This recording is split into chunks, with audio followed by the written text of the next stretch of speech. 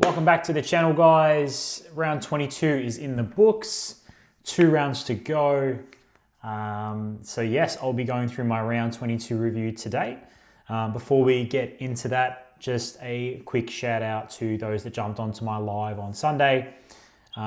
Usually jump on with Nemo and do a little coffee sesh and talk about the round on Thursday, Friday, Saturday, wrap those up and talk about a whole bunch of other stuff. But Nemo couldn't make it this week. Look, we are starting to wrap up the AFL season now, aren't we? And you know, myself, Nemo, other content creators, you know, there's not too much to talk about. No more trades for most of us. But hey, still looking to bring you some entertaining content and hopefully help out a couple more people as we get to the back end of this season. But thank you so much for those that jumped into the live on Sunday. I really, really appreciate it. Had a bit more viewership. And then my first one, which is awesome. So that was my second one. Had Horse jump in, had Lobster jump in the comments. So thank you to you two gents and yeah, anyone else that's been supporting in recent time. Set myself the goal of getting to 50 subscribers by the end of the season. I've gone from 18 to 26 in the past week, mostly due to Horse having me on a Thursday. Thank you, Horse. But hey, look, appreciate any support. If you got friends that you think might get some use of the channels, family, your cat, your dog, anyone. And also, just so you know, if I get to 50 subscribers, the boys at SuperCoach said that they give us 50 trades for next year. So keep that in mind. Keep that in mind. I may be lying. I may be telling the truth. There's only one way to find out. But no, thanks for all the support, liking, commenting. You can catch me at Dibble SuperCoach here on YouTube. And also, I am on X as well. And I am at Dibbles SCAFL. Jump on there and show some support.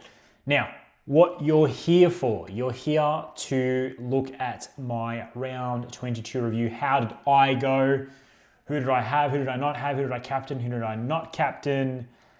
And the rest. So what I'll do is I'll head over to the homepage. That way you can have a quick snapshot on how I went generally. So 243 was my score. That put me in the top 8% for last week. Not as strong as my previous week when I was, scored ranked pretty highly in the top 3,000, top 2.5K for the week. However, we've had a rank jump. We have gone into the top 4% now, which is awesome. Loving that. And a season rank of just over 8,000. So, hey, cannot complain with that. And also in the matches that I did have, I did take out 4 of them, which is great, leading me to some SuperCoach finals. So whilst my rank is not too high, I'd love to be a little higher, top 1%, you know, top 500, top 200, whatever, like first. I'd obviously much rather that. Having said that, got to be appreciative of what I've got. It could be worse. Also got 1 trade left. How exciting. How exciting. And I'll be using it this week. Absolutely. So let's get into the team, shall we? Let's get into the team. All right, starting off with our backline. Let me actually bring it forward there. Okay, cool. Nasiah. So we're in a lot of people feeling a pinch with Nasiah. Now, if I check his ownership, let's have a look. What's his ownership at the moment? I don't know if his ownership will be live as at right now, being 49%, or that was at the start of the week. Still a lot of teams, half the teams. Put it that way. The easiest way to put it is half the teams have got him. There is 6,537 coaches as at time at recording that have traded him out. No one's traded him in. That's good. Sometimes you see some funny people trading in players, and you know, but anyway, it makes sense that the 0 coaches have traded in NAS. Break even of 243. Look, sad story. Put a nail in the coffin for the Saints season, but I think for me, I'm being glass half full. I'm grateful I did not have him as captain or vice captain. Well, most people had him captain because it's the last game of the round. There'll be a lot of coaches out there that had him captain. Last I checked, top 1% of coaches would have been, I think it was 13% from memory, put him as captain. So yeah, not fun if you had him captain. And no doubt there would have been some people that had mega projected scores, 2-6, 2-7, 2-8, 2-9 probably, but because of the NAS injury, did not reach those high heights. But I think, look, half teams are in the same boat. Now it's just a matter of, do you have the trade or do you not? Do you have more than one trade? And that's is out for the season. So our 4 to 6 weeks, which it's only 2 more rounds to go. So easy call on a trade there. He's worth the most money, most likely out of the people that are injured in your team. Definitely for me. Could pretty much get whoever we want. We'll talk about NAS trades at the back end of this review. Lachie Whitfield has been stellar. 110 for this past week. He's been absolutely lights out. I think it's the last 2 weeks specifically. Now he's coming up against West Coast this week. Last time he played West Coast, he got tagged. He got the Murdoch treatment. Let me just check that score now. So yeah, a 79 last time he played West Coast, which was his lowest score for quite a while. He did have that stinker against Freo as well. Now, last 2 weeks, he's been going great. Massive score. Look, it's at Giants as well, so you'd think that helps him from a scoring perspective. Look, Murdoch hasn't been tagging much. He had the opportunity to do that last week against Joshy Dacos. I don't think he did. Joshy Dacos scored pretty well. So look, if I was a betting man, I don't think he's going to get tagged, but he might because Murdoch did such a good job on him earlier in the season. But those that are trading him in, look, it's a good trade in. Wouldn't fault anyone that goes to Lachie this week from NAS. And really, we're running out of defensive options, aren't we? Back there, you go to the top 6 rated players, or top average, top 6, 5 are injured. So moving on to Nick Blakey, 101. Take that, Nick. You've been pretty consistent, mate, and you're going to absolutely shoot the lights out against the Dons this week. I'm a Don supporter, as my followers would know. And if you're new to the channel, I'm a Don supporter. So, yeah, he'll absolutely destroy Essendon, as will all his teammates. This upcoming round, Sicily, quite disappointing. This is now back-to-back disappointing scores for him. He is a bit of a pod for me, which hurts. It hurts a lot. So his last 2 scores, I'm pretty sure, 73 last round, and then now 65. Yeah, 73 and 65. Before that, pretty good against the Tigs and Dons matchup. That's why I traded him in. 100 to 110, but it's now really average. It's now evening out, isn't it? It's probably an average of 85, 90. What's his 3 round? Look, not the best trade in. I'll put my hand up there. 83, 3 now on average, 85, 5 rounds. So, look, Collingwood at the MCG this week. Collingwood generally do give points to defenders, and then he finishes up with West Coast at Optus. A lot of free space at Optus. He has scored pretty well against them in the past. Not so much his recent game, but in the last couple of years. So yeah, we'll see how we go. He actually doesn't have a good scoring record against the Pies either. So look, bit of a fail pick, but yeah, these things happen. And I think from an ownership perspective, he'd be below 10%, maybe, or around 10. Yeah, 8%. There you go. Just going to write it out, obviously, between him, Clark, and Houston. Just need 80s and 90s from you guys. If you pop out a spike score, then happy days. Geordie Clark, obviously expect more from him, but not to be this past round. Who's he got coming up? Adelaide this week, reasonably tough matchup generally. I'm not sure about for halfbacks though. And Carlton had put the squeeze on a lot of teams recently. So look, probably going to get an 80 and 80 from Geordie Clark. And speaking of 80s, Danny Houston. I was expecting a lot more from him, considering the Howe injury, and there's a positive correlation with Howe being out and Houston scoring well, but not to be. I know he did score a goal, which he generally does score 1 goal every so often. Most games he does bomb a goal from outside 50 with that cheap sort of around the back sort of situation from one of his teammates. But yeah, even that in a win for the Pies, still not good enough. Under 400k now. Willow Woods, broken ankle. ZZ not getting a game. Nicky Dacos, 132. This was with a pretty heavy Hoff tag. Just untaggable, absolute gun. If he had 4 hands, he'd have 4 hands on the Brownlow, if I'm being honest. So he might break the Cripps record. Was it the Cripps record? Yeah, I'm pretty sure it was the Cripps record. 40-something, 44 votes or whatever it was.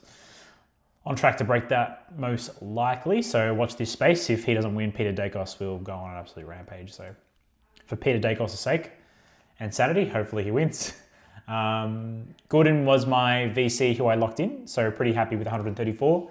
Didn't reach the heights of some of the other captain choices out there, such as Bailey Smith, Rankin, Rowley, if people went Rowley. But look, take the Gordon. 134, good trading option for NAS as well if you don't have him. Obviously mid only, but content with that captain score. From Gordon, he is also going to destroy Essendon this week, so one to watch out for captain choices. We'll talk captain choices in a little bit as well. Bont 99, he has dropped off a little bit of a cliff, hasn't he? So in terms of his upcoming matchups, Blues this week, they're not generally easy to score against. And then Melbourne to finish. No Timmy English as a ruckman as well, so not having a ruckman is not going to help Bont, I don't think. I'm pretty sure in the past when English was out, Bont's scoring went down. Welcome to fact check that, but I'm pretty sure it was. So yeah, doesn't bode well for Bont finishing up the season. So look, if anything, Bont will turn the lights. He'll turn it up. Sorry, I'll turn the lights off. He will turn it up, knowing the Doggies are a top 10 chance. I think they're in the top 10 currently. But to improve their finals chances, no doubt he'll put the Superman cape on and hopefully get some big scores. Not only for I guess more so for our sake in SuperCoach, but yeah, obviously more so for the Doggies from a real life perspective. Sarong, 105, take that, pretty consistent. Dawes, 108, expected more. Against the Tigs, the differential between him and Rankin was quite large. I did watch the Code Sports boys in Dossie and Phantom this week, and obviously they went into a good, I think it was Fantasy Freako who did the deep dive into the stats for Rankin, how he scored so much better than the rest of the team. And I think really the take-home message is you can't compare games to games. There's 3,300 points to give during a game, and he was light years better than anyone on his team and light years better than anyone on the Tigs. So if you haven't watched that, go watch the Code Sports boys in Phantom and Dossie, and they explain it really, really well. Getting those stats from Freako.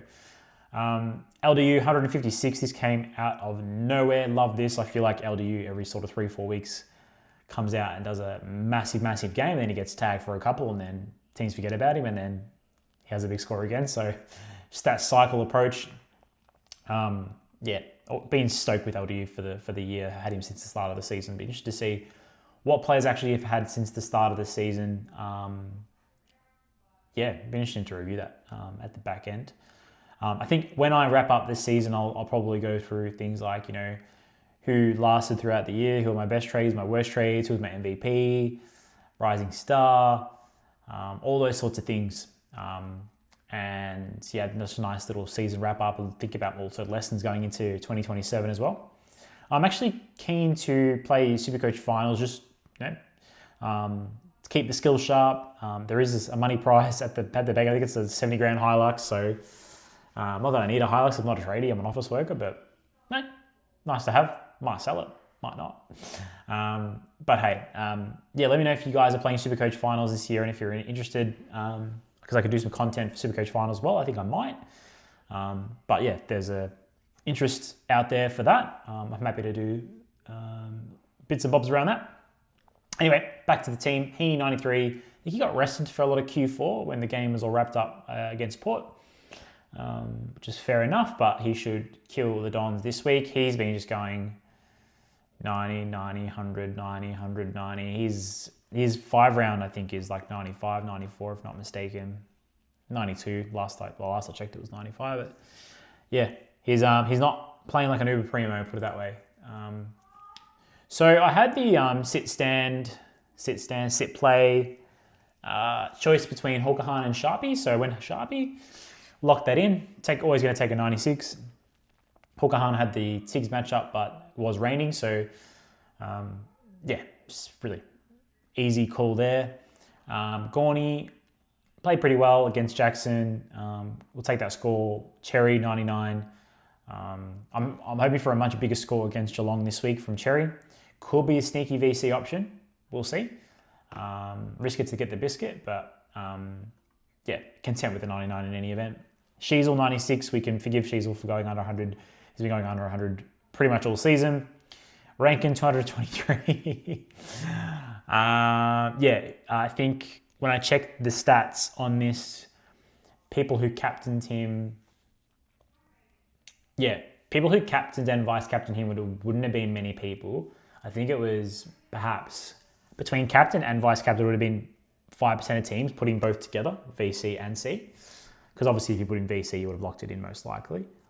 In the top 1%, however, I think it was like 1% of teams did him a VC, then 1% of teams did him a C. So what a leg up. The pod of pods when it comes to captain choices. And he would have saved up a lot of people's weeks because a lot of the talent in the team, when I speak of talent, you got, likes of Petrarca and rookies floating around in people's teams. And he would have saved a lot of people in terms of the floor of their weekly score. So look, I'm happy to have him. I didn't have him as my captain score. It would have been 100 points better off if I had him as a C or a VC. But just cap off to Rankin for his massive score. And if you're a non-owner, because he's only owned by 15% of teams, I'm pretty sure. 15% at the moment. So yeah, you would have, you missed out. I don't know if we'll see another score like that for the rest of the year. Not for a while. But yeah, those that jumped on and especially the VCC guys, cap off to you. Horny Boy, hyperextension. News is that he'll be okay to play. Watch team sheets. See if he does get named. He'll be a late out risk.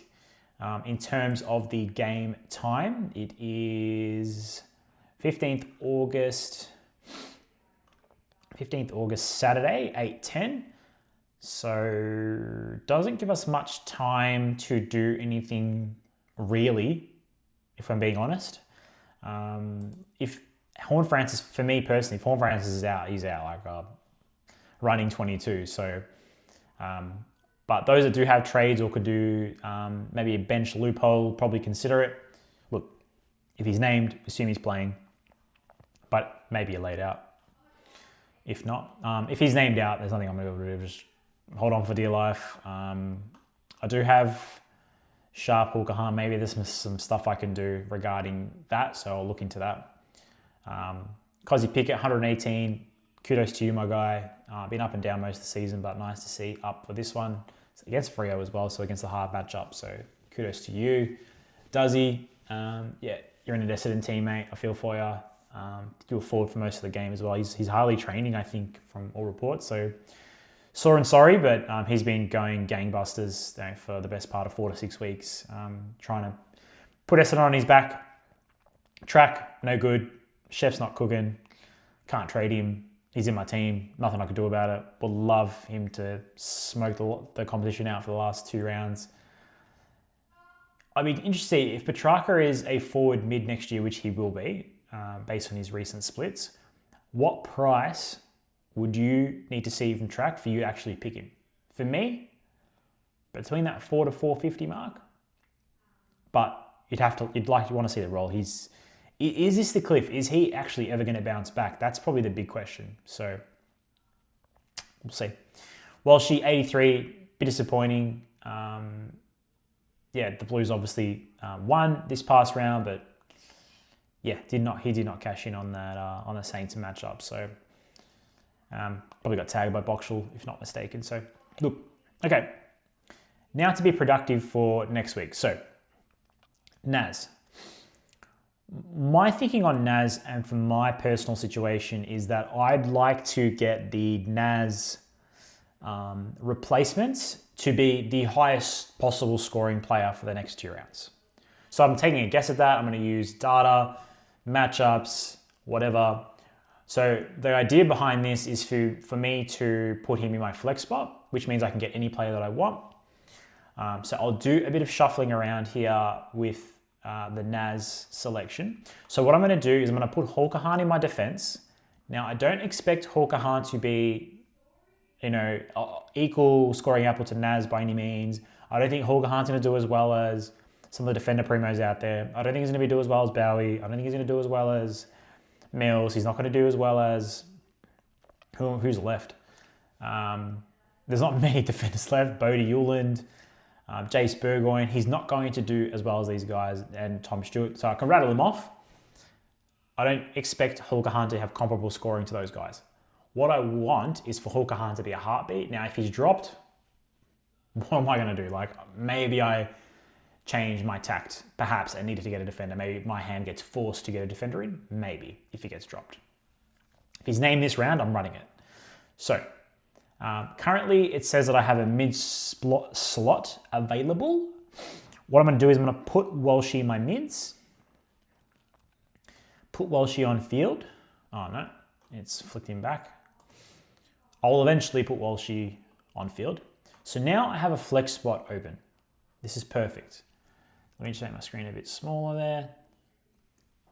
So focusing on who I think will be the best scorer for me and score the most points for the next 2 rounds. So, who are my options? Now, I'll filter by average. I'm just going to go through the top couple and go from there. I'm also going to go through a couple of people that maybe are in good form as well. Brodie Grundy, I like the matchup this week against the Dons. I really, really like that. I believe the last matchup, though, isn't ideal for him. Yeah, he's against Cherry. So he's gone to Hundy on the Dons last year. Granted, it's the SCG, it's the MCG this game. He has had a kid. He might be a bit sleep deprived, but I do like that as a bit of a sugar hit for this week, if he's named. And who knows, he's had potentially a couple of lingering things happening for him by way of soreness. Maybe a week off's done him some good as well from a footy perspective. So yeah, he's a good option. Bailey Smith, coming off 161. He's probably got the best matchups for the rest of the season. North, look, yes, Foss tag, most likely. Can Foss run with him? Maybe can, but it is going to be hard to stop Bailey. Even his floor scores, yeah, granted, 70, 90, whatever. But I feel as though coming off last week, he's in good form. I don't know how hard I don't know if Foss can contain him.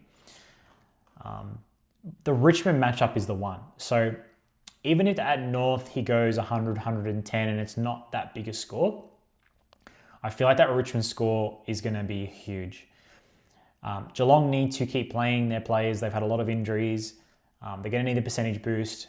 So I feel as though Bailey is a really, really good option. And not that he'll get to the heights of Rankin just this most past recent round, but maybe something similar, 160, 170, even 150, like 140 even.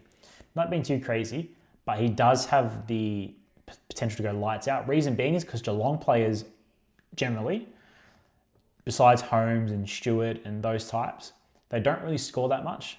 Same for Richmond. Not many Richmond players score that highly in SuperCoach. The 3,300 rule again, the points need to go somewhere, and it's at the category. So I really, really like Bailey as an option. Lukey Jackson, he's one that's been a thorn in my side throughout the whole season. Have not ever had him. He's been absolutely awesome. Going up against Adelaide this week in Perth, and then Carlton to finish. I think Pitnet is relatively restrictive, so don't like that matchup too much. Granted, he did have 147 on them during the season. That was at Optus. But Luke Jackson was a different beast earlier in the season. I feel like he's obviously dropped off. Yes, had a great game last week against the Gorney. Interested to see for Adelaide, who's named? Is it Riley O'Brien or is it Lockie McAndrew? I feel like Jackson would ruin Riley O'Brien. Age difference, athleticism. So look, if Riley O'Brien is named and it's not McAndrew, I'd probably look at it a bit more closely. If McAndrew's named, good athleticism again between those two boys. Yes, Jackson's much better than him, but still. So one I may consider if O'Brien is named. In terms of the rest, Lachie Neale, up against the Suns this week. Suns don't tag. They're also very... they give away a lot of points to. Pies. I feel as though Brizzy may be in a position where they might be going to rest a player or two, maybe manage them even during the game.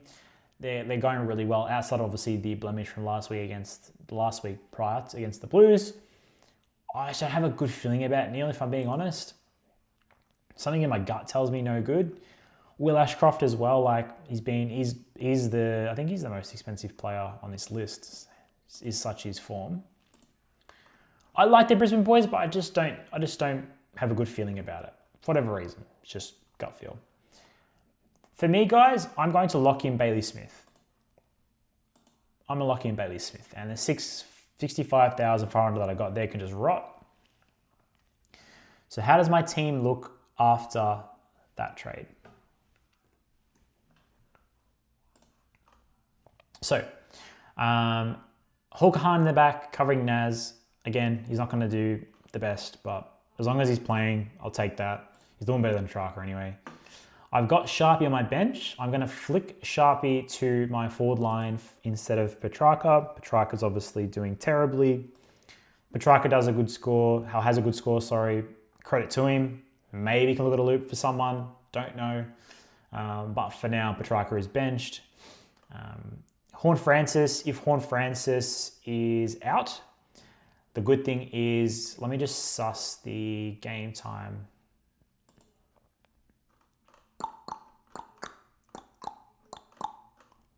Oh, Saturday. So yeah, Petrarca plays before Horn Francis, which is shit. But if Horny Boy is named out, the good thing is I can simply just go track. You're back on field, mate. I forgive you for everything, and there. I usually pop in a Sunday player into my flex just for a bit more, how do I say it? Flexibility, just in case. So I'll just pop someone in that's playing on the Sunday. Probably North. Not. Sunday. I think this Blues game. Yep. All right, cool. So I'll put Bont in my flex, which seems blasphemous, but I'll do that. Horny Boy, I'll put you back on field, mate. You're not demoted just yet unless you're not named. Cherry, the Blues, when are the Blues playing? The Blues are playing Sunday. Yep, great. So Reedy can be my loop. In terms of VCC options, look, hard pressed to not go one of the Swans boys. I'll probably lock in Goulden. However, the game for Goulden is on the Sunday as well. So he's probably a good C to roll into with confidence, and probably good to take a stab at someone with a VC. So in terms of taking a stab, you usually want to go someone that's not overly popular. Who's ranking got Freo? Doubt he'll score overly well against Freo. Who's Sheasel got? The Cats. The Cats obviously, I think, no, I was about to say they don't tag. Yeah, they do. Oshie, Mullen, and O'Connor.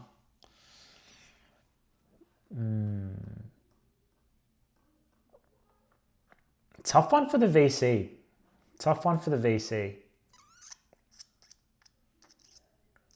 Because I want to go a bit of a pod.